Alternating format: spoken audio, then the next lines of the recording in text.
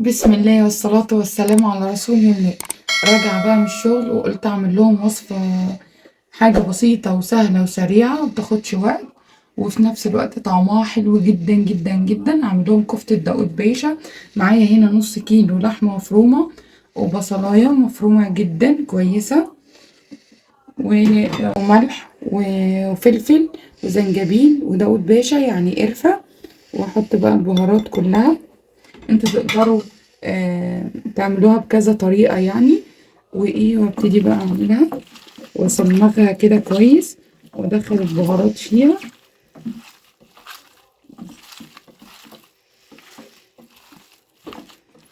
بسم الله، اللهم صل على سيدنا محمد.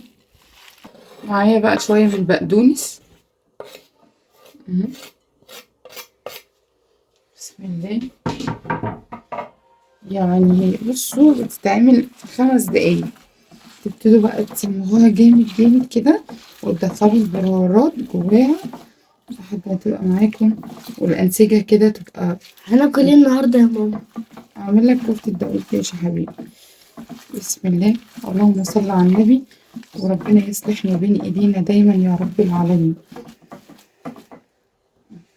ابتدي بقى تبتدي بقى تعملوها كلها كده. ما شاء الله، كلها كور كده صغيرة. خلصها بقى وارجع لكم. بسم الله.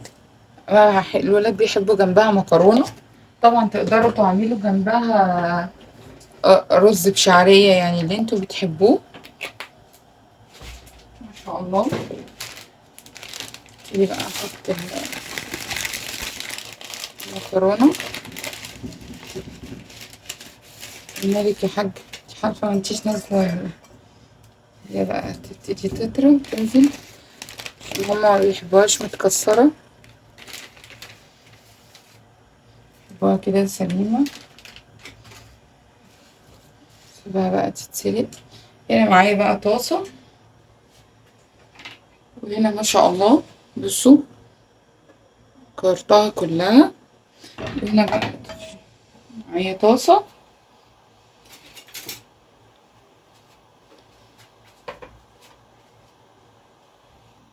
كده بقى احط شوية زيت. ما شاء الله. يعني تعملوها ولا اجمل ولا اروع من كده. أنا لسه ما عملتش فيها حاجة وريحة البهارات بتاعتها ما شاء الله تبارك الله تحفة يعني.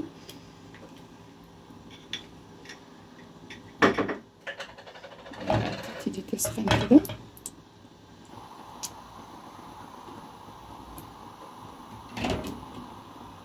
ابتدي بقى ادحرجها كده في الزيت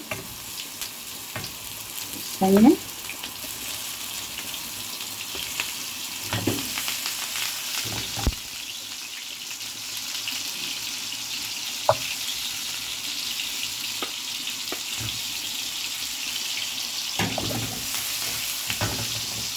بس واحدة كمان،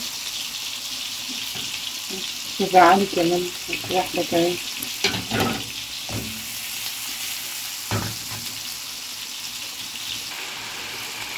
تيجي بقى تتحمر، تقلبوها.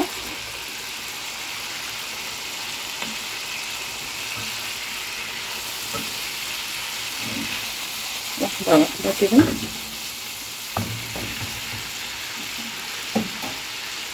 قادرة اقول لكم ما شاء الله تبارك الله الريحة تحفة.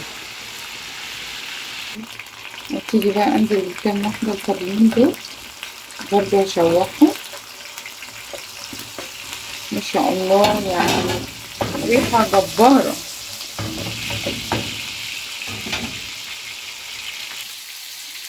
ما شاء الله. كده المكرونة كمان خلصت.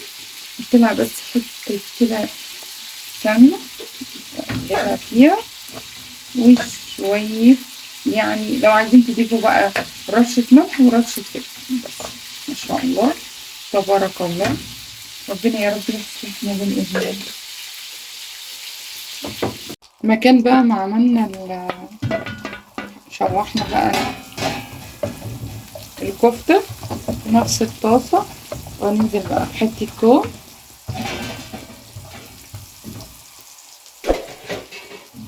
ان شاء الله. اللهم بارك. احط لها بقى معلقة صلصة، معلقة من عصير الطماطم،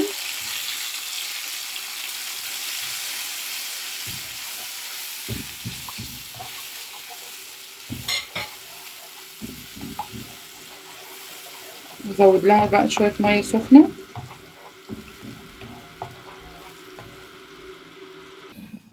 نزود لها بقى شوية مية كده بس خلاص. ونفس البهارات اللي احنا حطيناها في الكفتة هنحطها هنا، رشة فلفل، رشة قرفة، ما شاء الله، شوية ملح كده صغننين برضو عشان الحموضة. نحط رشة سكر عشان تبقى أخف كده معانا.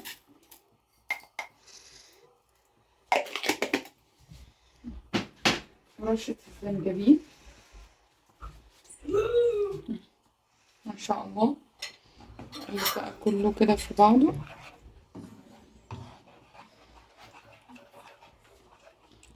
خلاص هبتدي بقى انزل بالكفتة اللي انا شوحتها ما شاء الله، تغلي بس يعني 10 دقايق كده، هبتدي اقفل عليها ما شاء الله. اللهم بارك. يعني لو الريحة بتوصل لكم يعني يا ريتني كنت وصلتها والله. لا سيبها شوية وارجع لكم تاني. ما شاء الله اللهم بارك. كده استوت، مش قادرة اقول لكم. ان شاء الله هتعملوها ومش هتندموا عليها ابدا. الطبق بيجري رايح فين يا عم؟ البلد دي احسن من غيرها. بسم الله. تعملوا لي لايك، سبسكرايب، وتشتركوا في القناة. اتمنى يكون وصفاتي بتعجبكم، ان شاء الله يوصل لكم كل جديد ان شاء الله. اللهم بارك. انت خلصت يا ماما؟ يا رابي.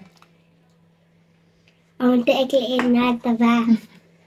والله يعني قوي قوي. حالا يا رابي. ايه ده، انت عملت مكرونه والبتاع دي اسمها ايه؟ غرفها بقى ما شاء الله جنب المكرونة. تقدروا بقى تعملوها جنب رز بالشعرية زي ما تحبوا، وان شاء الله يعني مفيش اسهل من كده. وصفة خفيفة وجميلة وان شاء الله يعني ما شاء الله تبارك الله، يعني ما شاء الله. والريحة فعلا تجنن، يعني العيال خلاص يعني شوية وهيجبروني ما شاء الله. اللهم بارك.